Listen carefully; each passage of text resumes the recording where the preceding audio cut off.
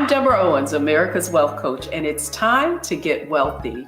You're going to learn exactly what you need to know and do to finally achieve the level of financial success you desire and you deserve.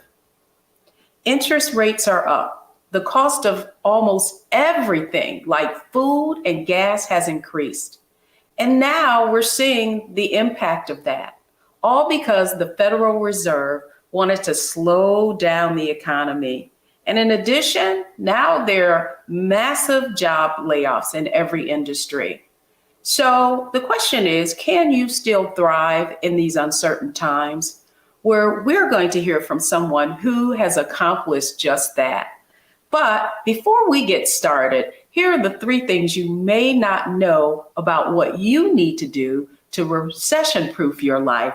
First, you've got to look at your skill as an asset, and then you have to create value and know your value. And finally, you've got to diversify your income stream and your assets. So joining us today is Xina Island. She took the unconventional route of entrepreneurship many years ago, and she is president and CEO of X Plus PR. She's considered a visionary leader and recognized as an authority on multicultural communication, digital strategy, and event planning. And during this time, she has been able to flourish, and that's the conversation I want to have with her today. So Xina, welcome to Get Wealthy. Hi, Deborah. How are you?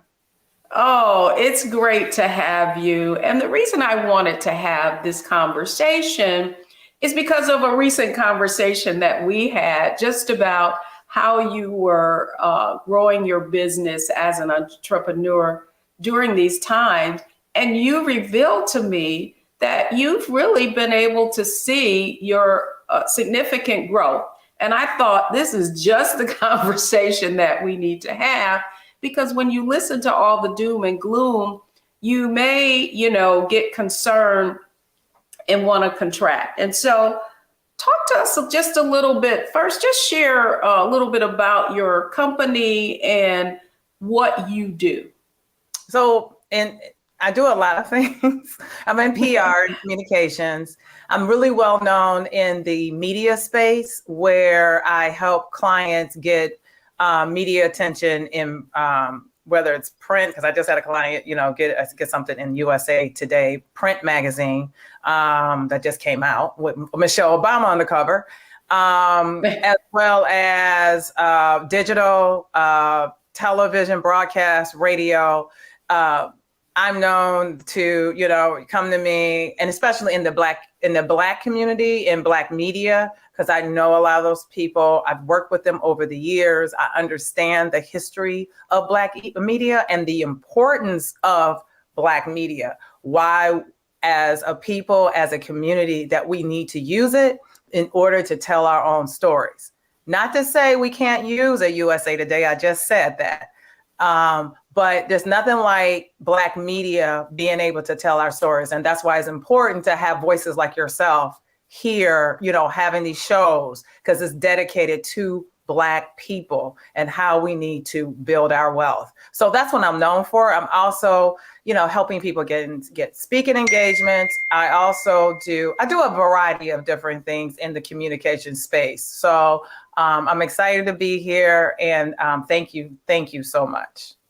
Well, I'm excited to have you because one of the things I alluded to was the fact that, you had a career, and yet you took the unconventional route of entrepreneurship.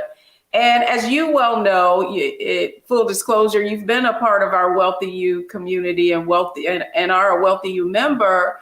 And so I want to frame this around a framework that you are very, very familiar with, and it's mindset, strategy, and execution being our framework for success and Wealthy You. So I want to start with mindset, because I think it's very important that people understand entrepreneurship is a different mindset from conventional sort of career and employee. And so the first question I have for you is, what is the mindset shift that you had to make from coming out of a more conventional career space to entrepreneurship?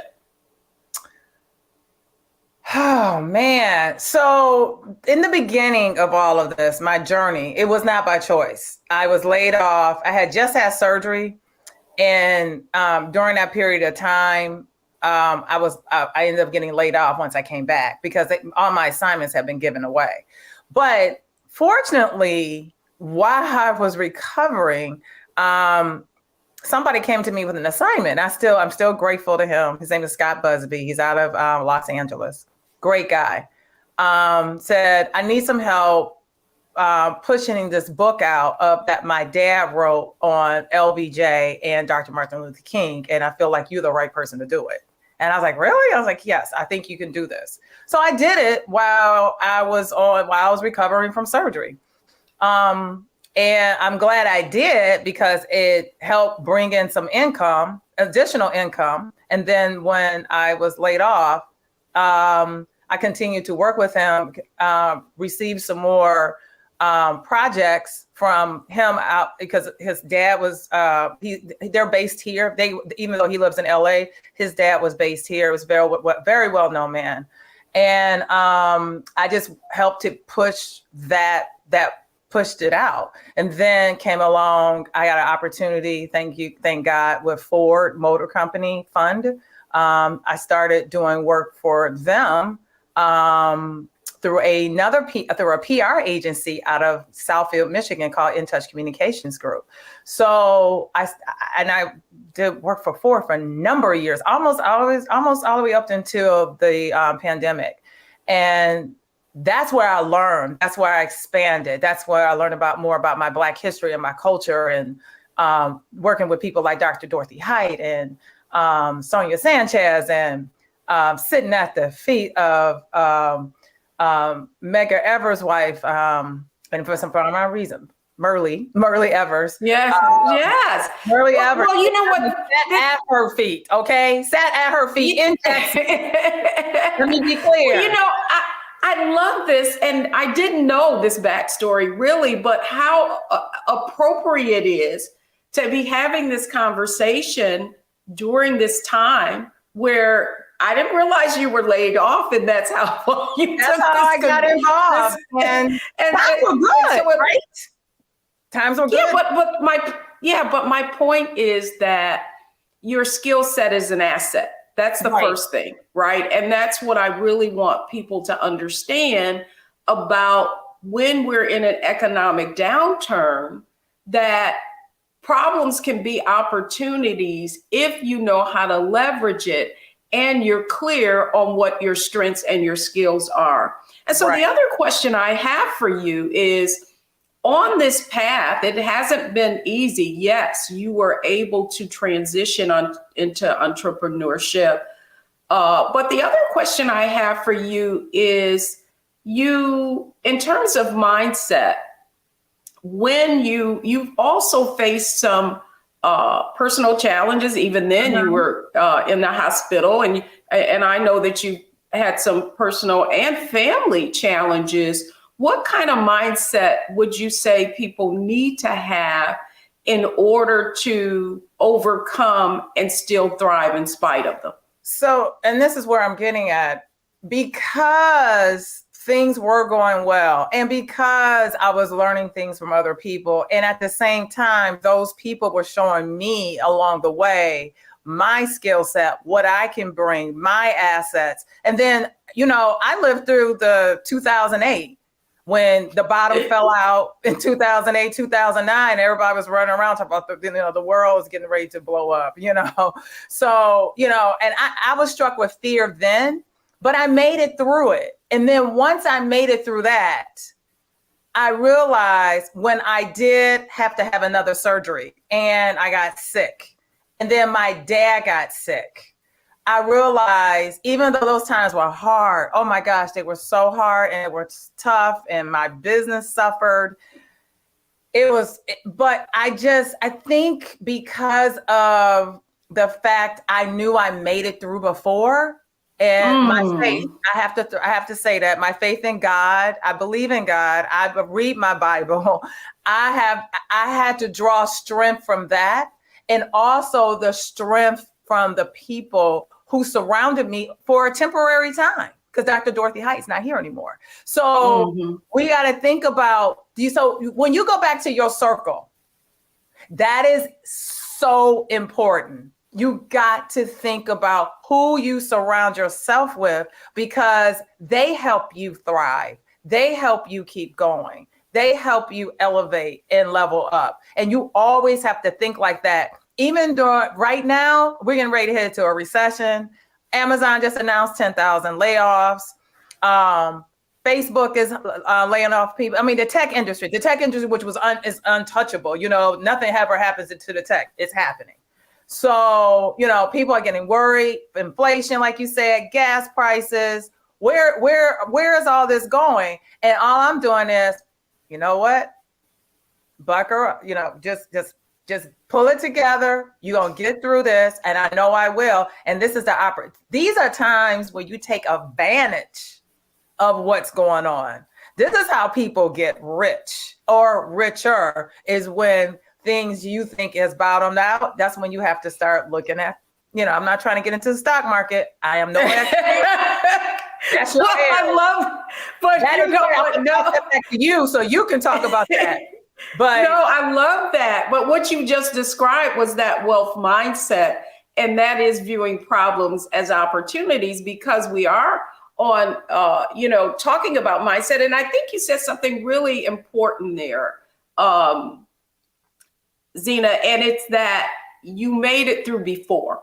So it's building resilience and having the ability to go forward really is hearkening back to the time when you went through a challenge and you overcame it. And I, you know, as an entrepreneur myself, I often tell myself when things don't quite go the way that we planned, you know, maybe we launched something and it didn't quite resonate with the audience. And I have to tell myself this exactly, that it's happened before. I overcame it before. I'll overcome it again. And I think that's what you just shared with folks, that digging deep, that faith that you have to have in yourself, and reflecting on the times that you have been faced with challenges, and then how you overcame them. Exactly. So next I want to go to, when we come back, I want to go to the next part of our framework, which is strategy. So it's not enough to just have faith and believe. What are the things that you need to be thinking about, especially as it relates to the fact that we are in a recession, even though people don't want to claim it? What do you need to do to really take advantage and thrive in spite of it? So when we come back, we're going to go to the next part of our framework on Get Wealthy, and that is strategy.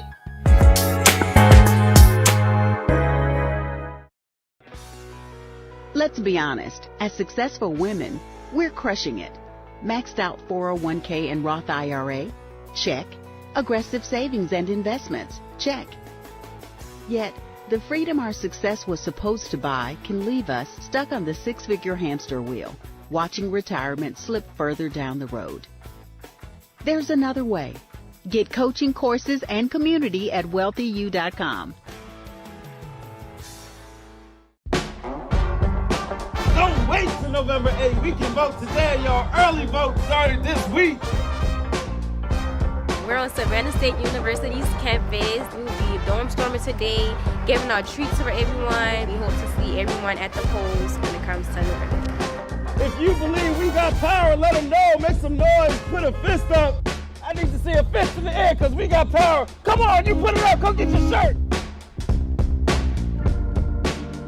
We're out here in the streets of Savannah, Georgia. James, do not forget to go vote. I got you. If we vote the right people in, we can make a change. We can get these resources in our community. I am a woman, and it is important that we have the say-so of what we want to do with our bodies. We're concentrating on entrepreneurism providing young people with resources and training that they need in order to change their trajectories. We want Black down. Democracy is on the ballot. Voting rights is on the ballot. Voting suppression is on the ballot. I am most passionate about those three combined because they all impact each other. Savannah is my home. I care about my community, and I care about representation in my community.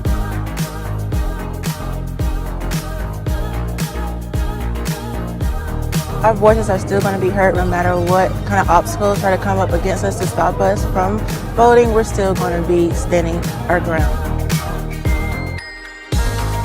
I see the effort that's being made to keep our communities from voting. So that makes me realize it's even more important, because if it wasn't important, they wouldn't be fighting to make sure we couldn't vote.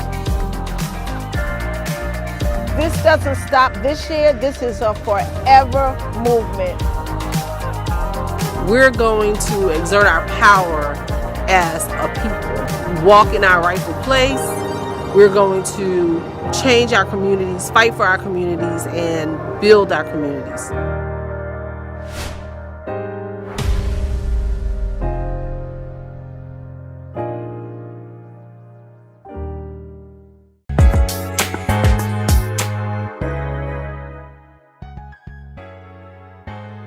Welcome back, everyone, to Get Wealthy. And we're having a conversation really today about recession-proofing your life. How can you still thrive during these uncertain times? And my guest today is Xina Island. She is the founder of X Plus PR, and we're sharing her journey through not only entrepreneurship, but how she's been able to flourish in spite of uncertain times. So Xina, welcome back to Get Wealthy. And I want to kind of piggyback on something that you said in the last segment. And that it is that in terms of being able to flourish, that you really have to understand that it is during these economic downturns that you can take advantage. And so I want to talk just for a moment. The question I have for you really is, what kind of strategies as an entrepreneur have you had to deploy in order to overcome the ups and downs and uncertainties of the economy? Great question, Deborah. Few things I've done. The first thing I am doing right now currently, I'm looking at what I can pull back on, right? So that's easy. Your entertainment, food, trips. And I've been doing that anyway during COVID. I sort of got into that habit of doing it, during COVID. Is we couldn't go on anywhere. I know a lot of people were ordering from DoorDash. I didn't do that. I started learning how to cook better and cook more because I started changing my diet at that point.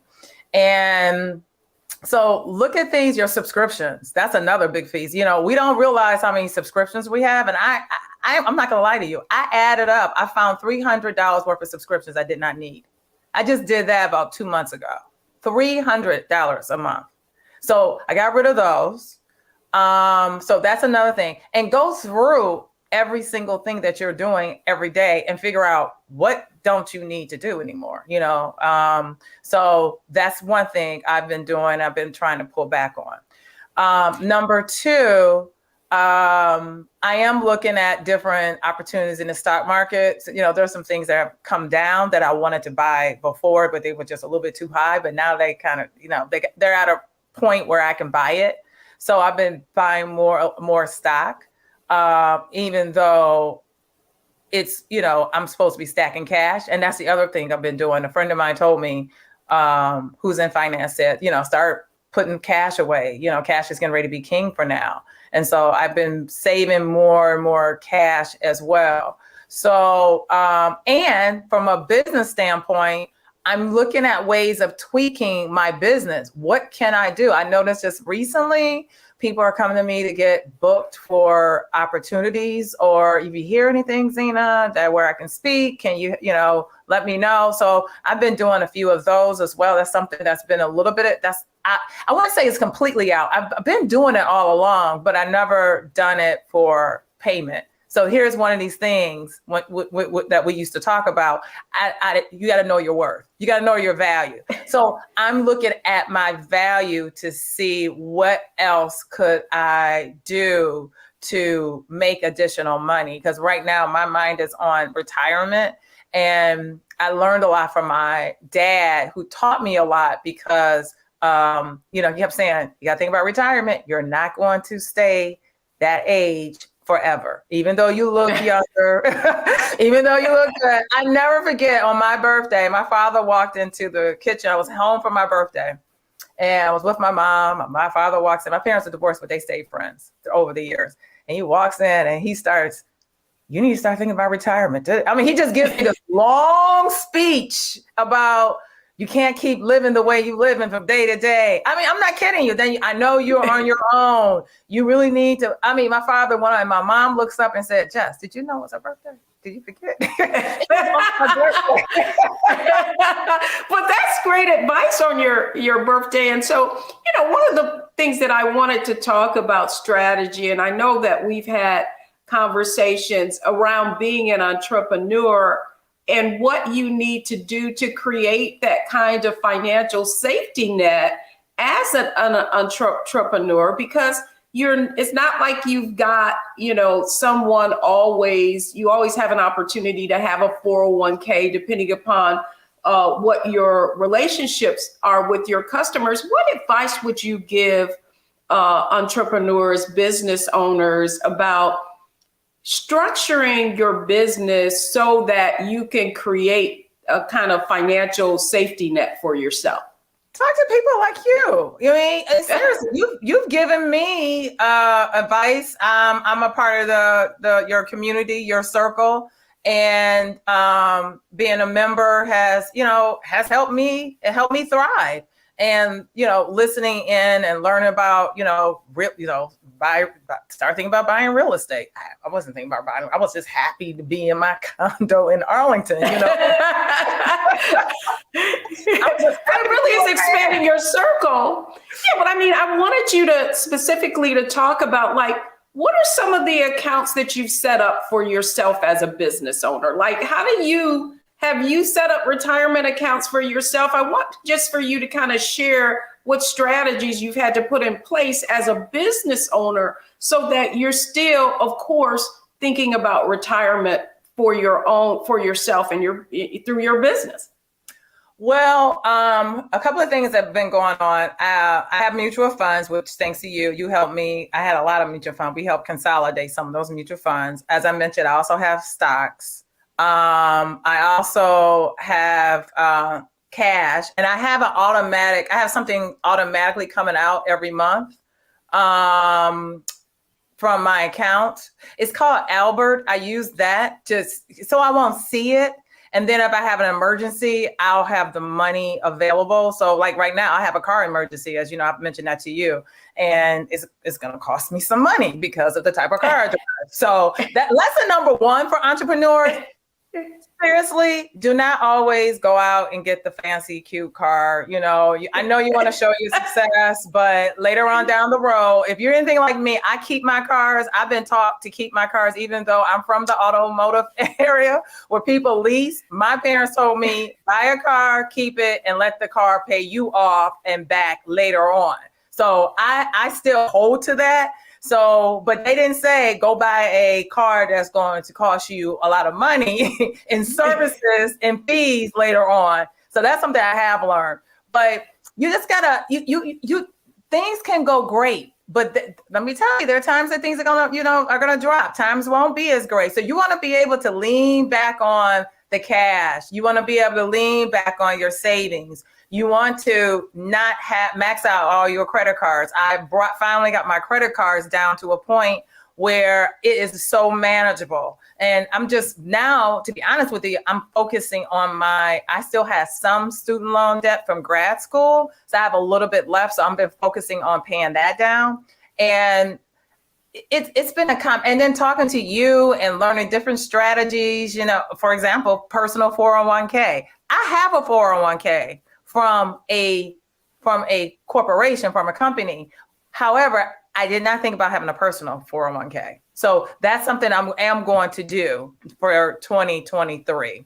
Xina, this has been great advice, but I also wanted you to really share with entrepreneurs and business owners, like, what have you put in place so that you can actually create that financial nest egg?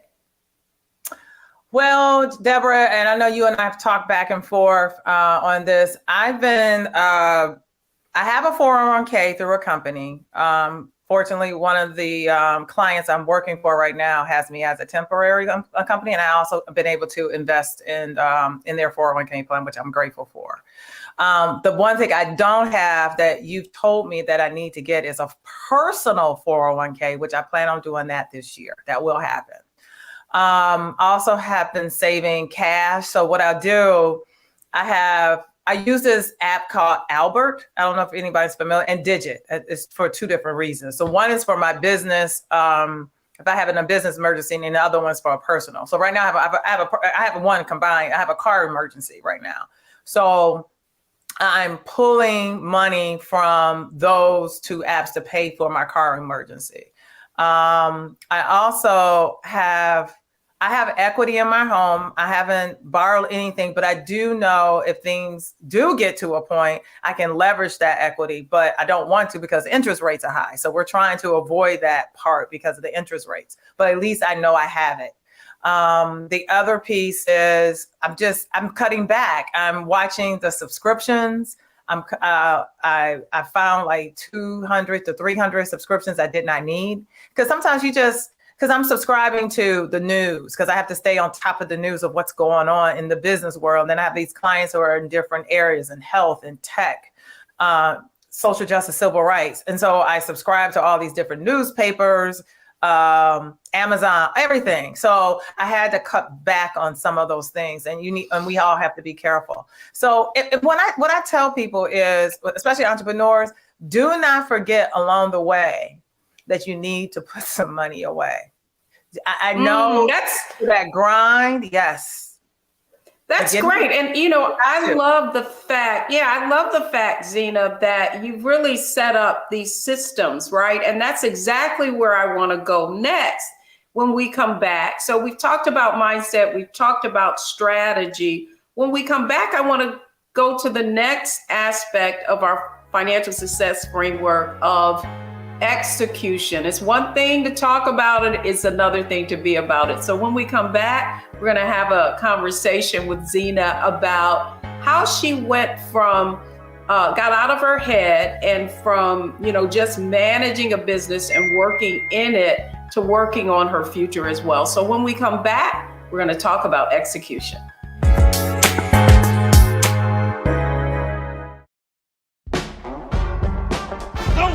November 8th. We can vote today, y'all. Early vote started this week. We're on Savannah State University's campus. We'll be dorm storming today, giving out treats for everyone. We hope to see everyone at the polls when it comes to November. If you believe we got power, let them know. Make some noise. Put a fist up. I need to see a fist in the air because we got power. Come on, you put it up. Go get your shirt. We're out here in the streets of Savannah, Georgia. James, do not forget to go vote. I got you. If we vote the right people in, we can make a change. We can get these resources in our community. I am a woman, and it is important that we have the say-so of what we want to do with our bodies. We're concentrating on entrepreneurism, providing young people with resources and training that they need in order to change their trajectories. We want Black down. Democracy is on the ballot. Voting rights is on the ballot. Voting suppression is on the ballot. I am most passionate about those three combined because they all impact each other. Savannah is my home. I care about my community, and I care about representation in my community.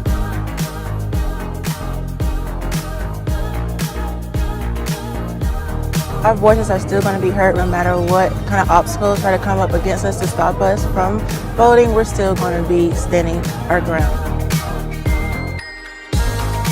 I see the effort that's being made to keep our communities from voting. So that makes me realize it's even more important, because if it wasn't important, they wouldn't be fighting to make sure we couldn't vote. This doesn't stop this year. This is a forever movement.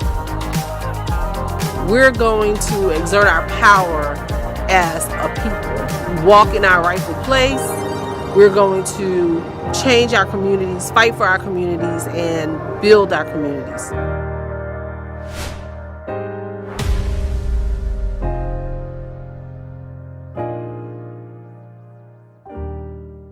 Hatred on the streets, a horrific scene, a white nationalist rally that descended into deadly violence. White people are losing their damn minds.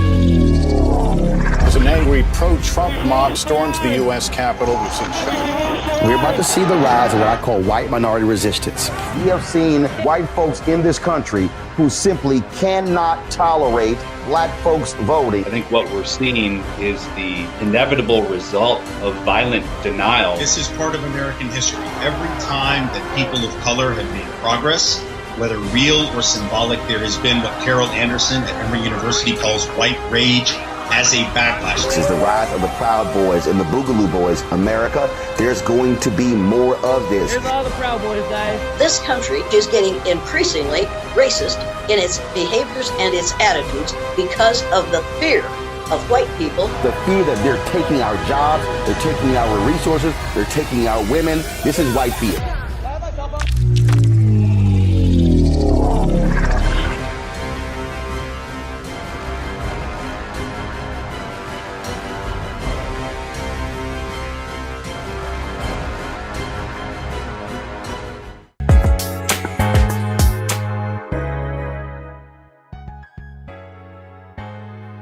Welcome back, everyone. We've been talking with Xina Island about how to really recession-proof your life and your finances so that you can thrive in spite of the economic uncertainty that we all go through. So we've talked about mindset, we've talked about strategy, and now I want to talk with Xina about execution. So Xina, one of the things that I wanted to talk with you about today is, you know, we've had this pandemic, and it has been, you went through the pandemic, you still were able to grow your business during that. And now we're faced with the recession. And so one of the questions that I wanted to ask, I think you covered a little bit in our last segment, just giving the words of wisdom to entrepreneurs about the fact that, you know, times won't always be good. So you got to have an emergency fund. And so I'd like for you to share with our audience, you talked about the fact that you're contributing through one of your relationships through a 401k. And you alluded earlier just about you having mutual funds. And now you're talking about stocks and taking advantage of that. Talk to us a little bit about, like, what type of accounts have you set up so that you now can start executing on some of the strategies that you've learned about, not only through Wealthy You, but just as you've grown in your financial acumen? Well, one of the things I've been doing is, and I'm gonna be honest with you, I haven't started pulling money out per se right now. Not yet. I'm waiting. And only because the reason why I'm waiting, I'm just trying to find the right time. And I know in my mind, in the back of my mind, I'm saying at some point I do want to buy a house as a asset to use. As an investment. As an investment. I have a condo now, but I'm thinking about buying a home as an investment because there are certain areas that you can still tap into around the country that are affordable. May not be affordable right here in Washington, D.C. area, but think about looking at other areas that you think that the change is getting ready to happen. Like at some point it will start to flip.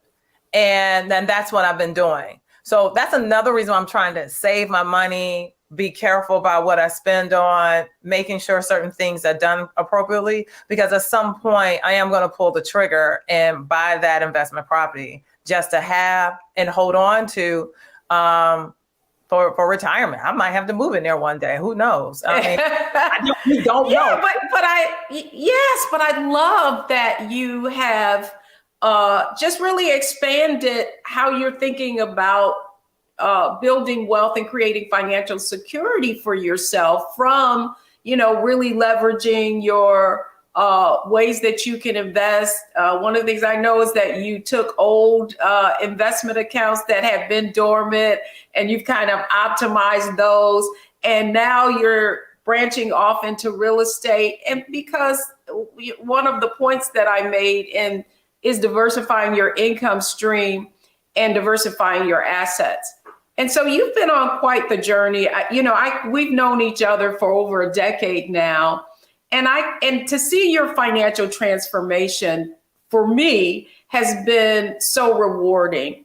And so what I'd like for you to share with the audience is how did you go from, just that mindset of surviving to thriving? What do you think has had the most significant impact to have you flourishing during these challenging times? So I have a friend, and I remember this is years ago when I had my surgery, and I was in the bed. I'll never forget this, recovering. So I was talking to her. She was checking on me. And I said, so she said, well, why don't I said, oh God, I hate sitting here. I'm bored. I can't believe I can't move, all of that. She goes, why don't you read that book that I gave you back in the summertime? That might be a good time to read it. And you know what that book said? Broke at 55. Oh my goodness. And so how did that impact you after reading that book? Oh my God, I read that story. And she lives here. She's based in Washington. I know who exactly it's Elizabeth White. I interviewed her. I know exactly who you're talking about. I read that book. That book changed my life. Because she had given it to me like 6 or 7 months beforehand. I was just, whatever. And I'm going to be honest with you. I have a hard head. I will admit it. Live on air. I have a hard head. I don't want to listen. I want to do things my way until it really just doesn't work out anymore. And I was at that point. It was not working out. And I read that book. That book transformed my life. You had also been in my ear too. I was running away from Deborah. Deborah was running to me. Somebody trying to help a sister out. I'm like, no, I'm not hearing that. I gotta go. I gotta go in the other corner. I gotta go this way. Well, I do. And that's the reason why I wanted to have this conversation about execution, because it is interesting that you read the book, Broke at 55. And I don't know if that's quite but I know that's part of the title. Right. And what I felt about that book instinctively was that, oh, wow, it's interesting that a story showing what could happen if you don't take financial control, that being the catalyst. But I'm laughing because I can remember we would end up in the strangest places running into each other. And it wasn't just in this, we live in the DMV, both you and I, but I actually ran into you. I was in Philadelphia at a conference and ran into you. And so the question I have for you is, at that point, I said, Xina, you really need to connect with me. What changed? Why did you then say, okay, this woman, there must be a reason for our paths crossing. What finally made you say, okay, I'm going to move forward? So as I told you, I believe in prayer. I believe in faith. I believe in God. And I've been praying about my situation. I've been praying about my circumstances. I realized I woke up, I started waking up. My friend calls it sleepwalking. I'm starting to understand the changes that I needed to make. And probably because of my father too, to be honest with you, the things that my dad's been going through as well. All the things he had been telling me over the years caught up with me because he got ill and I started listening. And my father is being well taken care of the best way we can handle it. But I'm telling you, if he hadn't put certain things in place, his situation could have been a lot different. So fortunately, things worked out for him. And it definitely helped me to see that I needed to get myself together. So when you came to me, I think that was right after my father. And I said to myself, you know what? I've been praying, I've been asking, and then all of a sudden, God answered my prayers. You were in front of me, and I said, okay, let's do this, Deborah. And we've been on a journey since then. Well, what I would say, I'm so grateful that you are sharing your story, because, you know, what you just alluded to was the fact of your own personal health challenges, your father, and, you know, my parents had dementia and went through that and lost them in the past couple of years or so. I thought that your story would really inspire others to know that in spite of their circumstances. You said something to me just a few days ago that really stuck with me. And this is where I want to end the interview, really is, you said, what I learned is don't focus on my circumstances, focus on the goals. Tell us why that's important. That is very, very important. And once again, I heard this from a pastor. He said that one day, and it resonated with me. It's like, don't always focus on the circumstances. Continue to focus on your goals and your future, because your circumstances doesn't always dictate where you're going to end up in the future. Don't allow what you see in front of you say, oh, this is how it's going to be for the rest of your life. It's not. And also, certain things happen in your life, you know, to teach you a lesson, so you can learn from it and learn. And then so that you can take that information, leverage up from it. And then say, like I said, when times hit hard again, guess what? I made it through before, I'll make it through again. And focus on how you're going to thrive during those times. That's the best way to do it. And stop worrying about what's going on. So even though I'm in PR, there are times I turn off the news. I don't watch it anymore. I won't pay attention. And I just I just put my head down and I focus. And when people start, oh, let's talk about the midterm elections and what, I don't want to hear about it. I just don't. Because all it does is just feeding into that fear, and I got to stop feeding into that fear.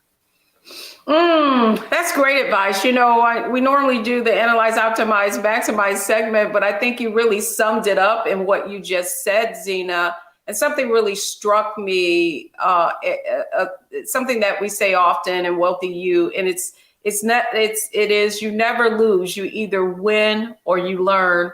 And goodness, you know, just seeing the way that you've been able to overcome so many challenges, you really left us with a great story. Any closing comment or words of wisdom you want to share with the audience today?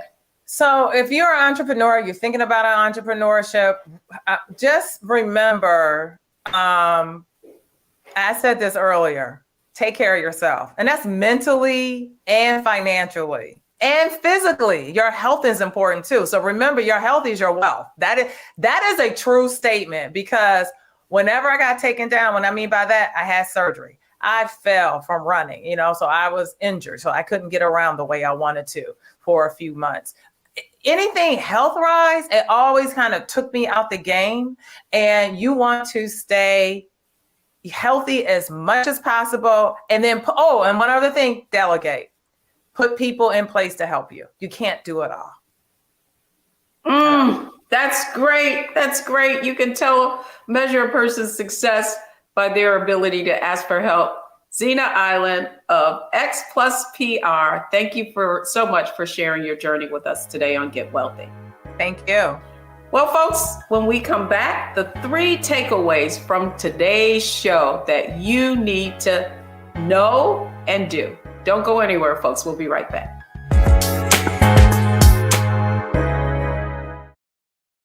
When you talk about blackness and what happens in black culture, we're about covering these things that matter to us, speaking to our issues and concerns. This is a genuine people-powered movement. There's a lot of stuff that we're not getting. You get it, and you spread the word. We wish to plead our own cause Too long have others spoken for us. We cannot tell our own story if we can't pay for it. This is about covering us. Invest in Black-owned media. Your dollars matter. We don't have to keep asking them to cover our stuff. So please support us in what we do, folks. We want to hit 2,000 people, $50 this month, raise $100,000. We're behind 100,000, so we want to hit that. Your money makes this possible. Checks and money orders go to P.O. Box 57196, Washington, D.C. 20037-0196. The Cash App is $RM Unfiltered. PayPal is R Martin Unfiltered. Venmo is RM Unfiltered. Zelle is roland@rolandsmartin.com.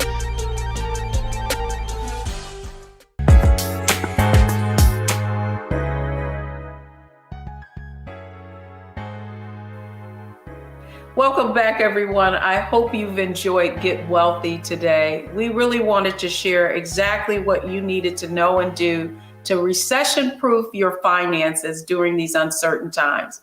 So here are the 3 takeaways from today's show. First, focus on the goal, not your current circumstances. Next, take ownership of your financial success. And finally, leverage and value your network. That's going to do it for us today's episode. Thanks for watching Get Wealthy, only on Black Star Network.